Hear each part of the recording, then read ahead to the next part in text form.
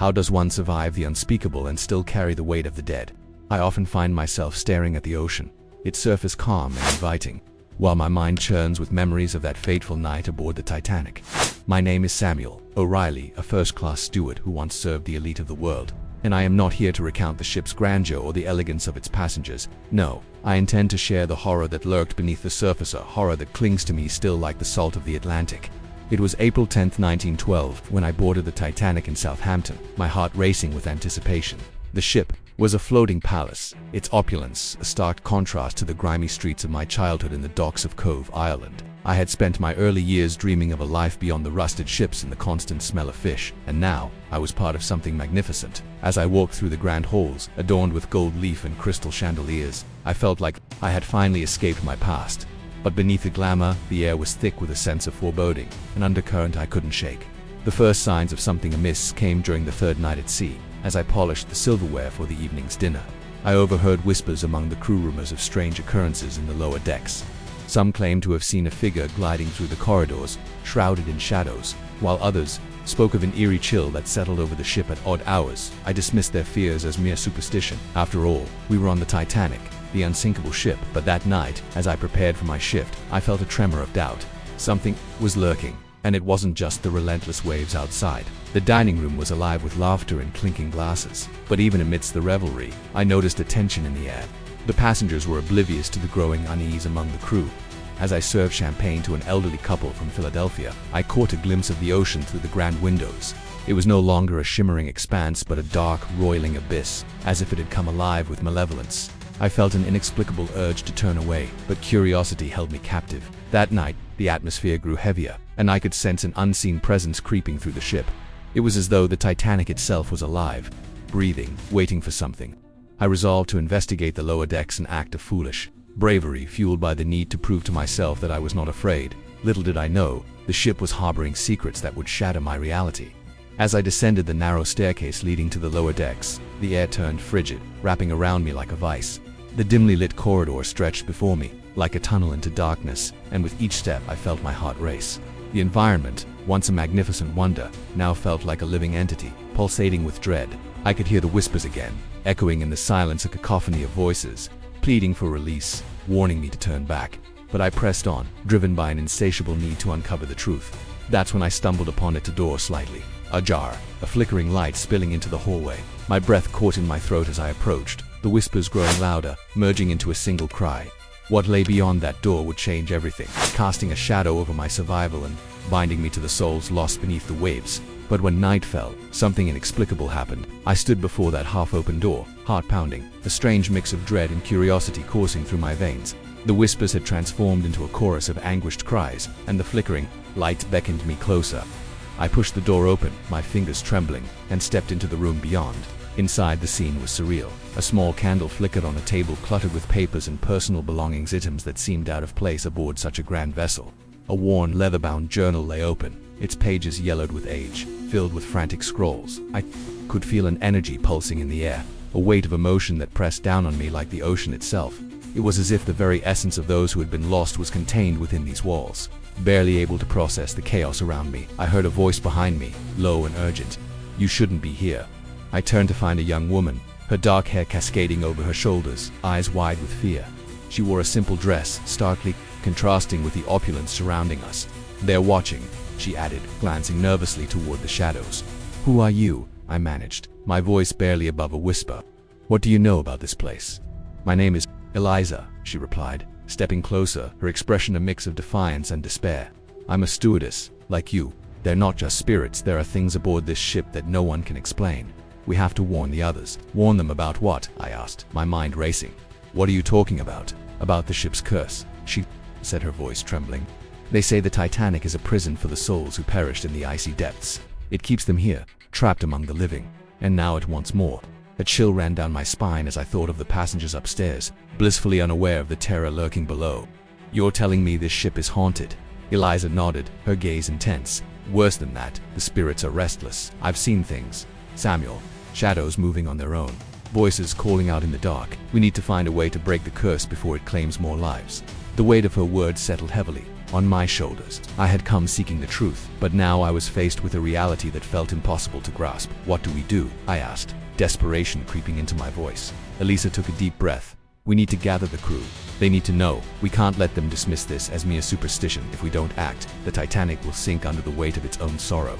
As we spoke, the whispers intensified, swirling around us like a tempest. I could feel the pull of the ocean, a dark force beckoning me to abandon reason and succumb to fear.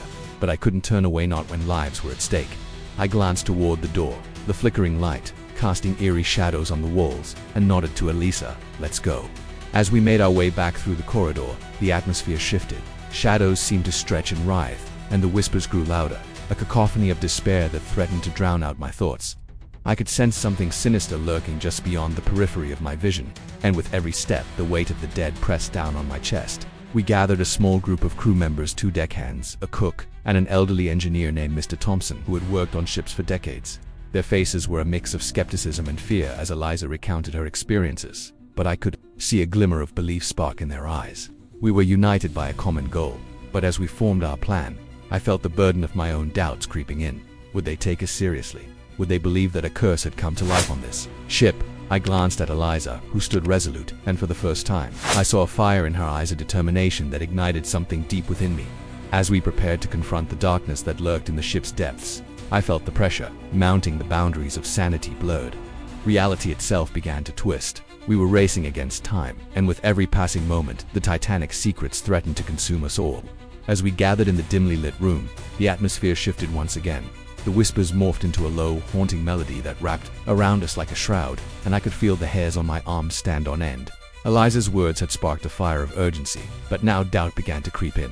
Was this truly a curse, or was I simply losing my grip on reality? The tension in the air thickened as I glanced at the crew members, their expressions a mix of fear and determination. Mr. Thompson, the elderly engineer, stepped forward, his brow furrowed with concern. "I've worked on ships my entire life, and I've never encountered anything like this. But I've heard legends about the Titanic. They say she was doomed from the moment she was built. I always thought it was just a story to scare children." His voice trembled, and they could see the weight of his own memories pressing down on him. "But what if it's true? What if this ship is indeed a prison?" Before I could respond, the room grew colder. I shivered, feeling a presence behind me, a dark shadow that seemed to pulse with malevolence. I turned, but there was nothing there, only the flickering candlelight. "Did you feel that?" I asked, my voice cracking. Eliza nodded, her eyes wide with fear. "It's getting stronger. We need to hurry." But as we moved to exit the room, the door slammed shut, trapping us inside. Panic surged through me. "What's happening?" I shouted, pounding on the door. "Let us out." Then, suddenly, the shadows coalesced into a figure, a woman in a tattered white dress, her face pale and haunting. I recognized her from the stories I had heard. One of the passengers who had gone down with the ship. "You shouldn't be here," she warned, her voice echoing with sorrow. "You must leave while you can." "Who are you?" I asked, my heart racing. "What do you want?" "I am one of the lost," she replied, her gaze piercing through me.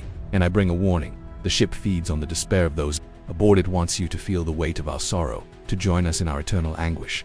I stumbled back, my mind racing. The trauma of my past, the loss of my own family in a tragic accident suddenly surfaced, raw and painful. I had buried it deep, but now it clawed its way up, intertwining with the specter's words. Had the Titanic drawn me here to relive my own grief? Eliza reached for my arm, but I could see the fear in her eyes too. "Samuel, we need to escape. This isn't just about the ship anymore, it's about all of us, our pasts, our regrets. It's trying to pull us into its darkness." The shadows thickened, pressing in on us like a vice, and I felt the weight of despair settling over me. "I can't let it take me," I whispered, the realization crashing over me. It wasn't just the ship that was cursed. It was the very essence of loss that bound us all together. But as I turned to face my companions, I saw something in their eyes, something deeper than fear. Mr. Thompson, too, had a haunted look, as if memories long buried were surfacing. "We all have our burdens," he said softly, "but we can't let them define us." Just as I thought we might find clarity, the room plunged into darkness. The candles sputtered and extinguished, leaving us in a suffocating black. I felt a rush of icy air, and then silence. Then a single voice broke through the stillness, low and menacing. "You cannot escape your fate." The weight of the situation crashed down on me, and I realized that the Titanic was not just a ship, it was a reflection of our own fears, our own pasts. I looked at Eliza, her fear mirrored in my own heart. The path ahead was dark, but we had no choice but to confront the shadows both within and around us. With a deep breath, I reached for Eliza's hand. "We need to stick together. Whatever this is, we can face it as long as we're united." The room began to shimmer with a ghostly light, and I felt the pull of something ancient and powerful. The mystery was deeper than I'd ever imagined, and as we stood on the brink of the unknown, I knew we had to unravel the truth before it consumed us all. As I held Eliza's hand, the eerie glow enveloped us, casting elongated shadows on the walls that danced like specters. The voice echoed around us, the malevolence palpable.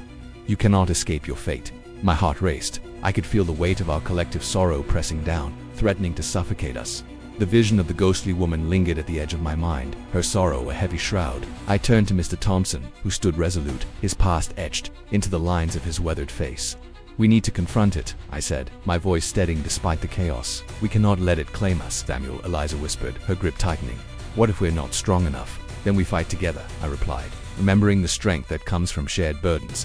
"We confront our own darkness, not just the ship's." Just then, a gust of wind whipped through the room, extinguishing the last remnants of light and plunging us back into darkness. I felt the cold tendrils of despair wrapping around me, threatening to drag me down into the abyss. But I couldn't let that happen, not again, Mr. Thompson, I shouted, my voice echoing in the void. "Tell us your story. We need to break this cycle." At first, there was silence. I could hear Eliza's shallow breaths beside me, and then Mr. Thompson's voice broke through, shaky but determined. "I lost my wife on this very ship. We were supposed to sail to a new life, but she was taken from me in an instant." His words trembled with the weight of his grief. I thought I could forget, but the pain, it never left me. "Then let's remember together," I urged, desperation lacing my tone. "We can't let the ship feed on our sorrow. We need to transform it into something stronger." The shadows shifted, swirling like a tempest, and I could feel the ship's hunger intensifying. Elisa squeezed my hand, and I could see the spark of determination in her eyes. "I lost my brother in a storm at sea. I've carried that grief alone for too long," she confessed, her voice stronger now, "but I won't let it define me." In that moment, I felt an electric charge in the air, as if our shared pain was creating a barrier against the darkness. The shadows hesitated, and I sensed a shift in the atmosphere. "We are not your prisoners," I shouted, my voice gaining strength. "We honor the lost by living fully." But the figure of the ghostly woman returned, her face twisted in anger. "You cannot escape," she screamed, the room vibrating with her fury. I took a step forward, fueled by the voices of my companions. "We choose to confront our pasts. We choose to break free." With that declaration, I felt a surge of energy, as if the very essence of the ship shifted beneath our feet. The shadows recoiled, their grip loosening ever so slightly. It was now or never. I could feel the decision weighing on me, the choice to either succumb to the despair or rise above it together. I yelled, and with a nod from Eliza and Mr. Thompson, we took a collective step toward the swirling abyss, ready to confront the malevolence that sought to claim us. The room exploded with light, and the shadows began to dissolve around us. Whatever awaited on the other side of this confrontation, I knew we were ready. But the true test was yet to come. As we surged forward into the blinding light, a cacophony of voices swirled around us, each one an echo of grief and loss.